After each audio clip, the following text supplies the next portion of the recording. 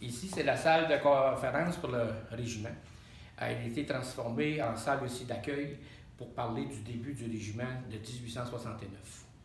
En 1869, Montréal Fusilier a été créé. C'était la première unité francophone à Montréal, mais on était anglais parce que le gouvernement ne voulait pas nécessairement armer les Canadiens français.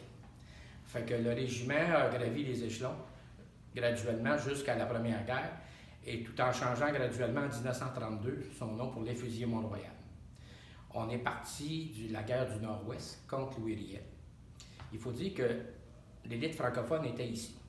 Ils ont le médecin, on a créé l'hôpital Notre-Dame à Montréal, on a créé la haute finance à Montréal, Rodolphe Forgette, qui était le manoir Forgette, était le mécène de beaucoup d'unités. Et ce gars-là était en haute finance à la Bourse de Montréal. Lui et son frère avaient les 2 tiers de la finance montréalaise. Et c'est lui qui a aidé à construire le manège par ses fonds, 50 000 $. Fait que vous voyez les uniformes noirs, c'était la première uniforme. En réalité, elle était verte, comme les chapeaux que vous voyez dans la vitrine. Sauf que dans ce temps-là, la teinture n'était pas bonne. D'accord. Et à force d'être au soleil, elle changeait en noir. On était une infanterie légère. Donc, on a fait la campagne du Nord-Ouest jusqu'en 1885. Sur la photo là-bas, le fort, vous allez le regarder, c'est le fort Normando.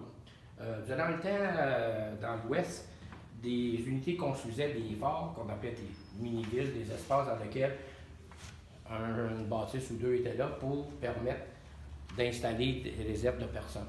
Donc, le fort Normando a été créé par un officier du régiment. La tradition était de nommer les forts selon les noms des officiers du régiment. Fait qu'il y a eu 3 forts, Normando, Hostel et Étier. Il reste seulement le fort Normando qui est encore en existence. Cette place-là, ça s'appelle Red Deer maintenant. C'est la ville mitoyenne entre Calgary et Edmonton. C'est la plus grosse ville de l'Alberta pour tout le transport qui part de Red Deer. Et c'est encore en fonction.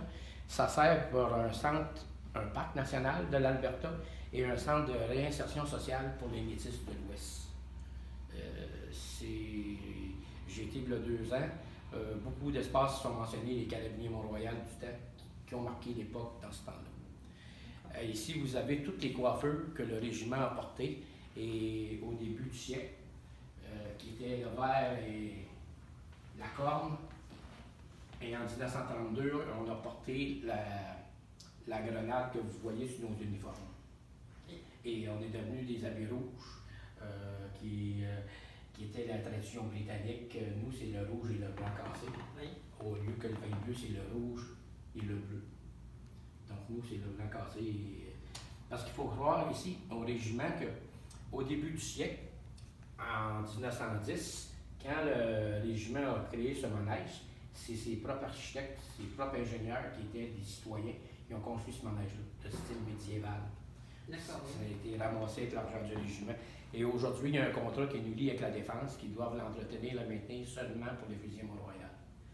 Mais tout le temps de bataille d'avocat, à tous les fois qu'il vient le temps d'investir, c'est la bataille. C'est la bataille. C'est la pas bataille. facile. Non, c'est pas facile parce que les coupures de budget et les dépenses sont là. Oui, tu peux les mettre sur